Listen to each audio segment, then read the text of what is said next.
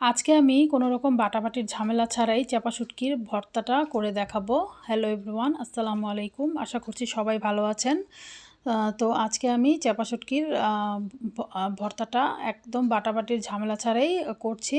তো দেখতে পাচ্ছেন আমার ভর্তাটা কতটা লোভনীয় হয়েছে। এর জন্য আমি এখানে ভর্তাটা বানানোর জন্য এখানে নিয়েছি শুকনা মরিচ।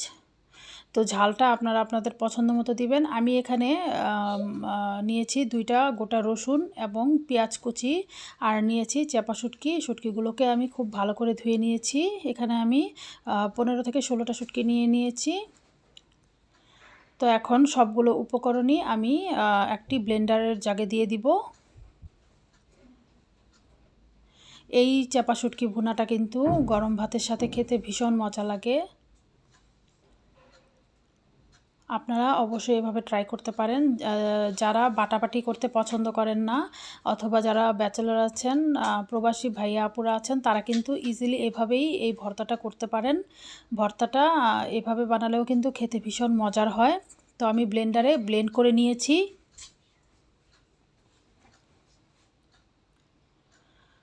খুব ভালো করে 3 থেকে 4 বারের মতো ব্লেন্ড করে নিয়েছি, যেন কোনো কাটা না থাকে। একদম মিহি পেস্ট করে নিয়েছি। এখন প্যানে তেল গরম করে ভর্তাটাকে বাগার দিয়ে নিব।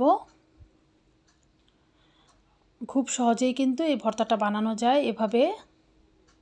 একেবারে বাটাবাটির কোনো ঝামেলা থাকে না। তো আমি এর মধ্যে এখন ঝালের জন্য মরিচের গুঁড়া দিয়ে দিলাম এবং স্বাদ মতো লবণ দিয়ে দিলাম। আর কিছুই আমি এখানে অ্যাড করব না।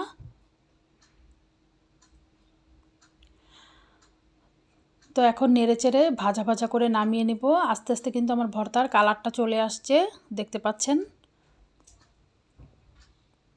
তো ভর্তাটা কিন্তু আমার এখনও হয়নি।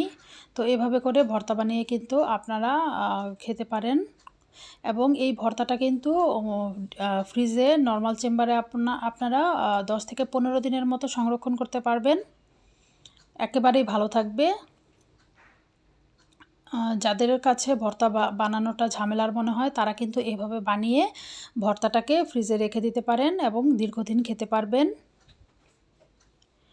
তো ভর্তাটা মোটামুটি আমার ভাজা হয়ে গেছে।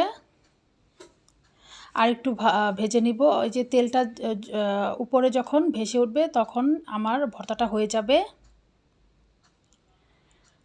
তো আশা করব আজকের রেসিপিটি আপনাদের কাছে ভালো লেগেছে। যদি ভালো লাগে তাহলে অবশ্যই চ্যানেলটি সাবস্ক্রাইব করে রাখবেন এবং পেজটি ফলো দিয়ে সঙ্গে থাকবেন। দেখেন আমার ভর্তাটা কতটা লোভনীয় হয়েছে। তো আশা করছি আজকের রেসিপিটি আপনাদের কাছে ভালো লেগেছে। সবাই ভালো থাকবেন, সুস্থ থাকবেন। আল্লাহ হাফেজ।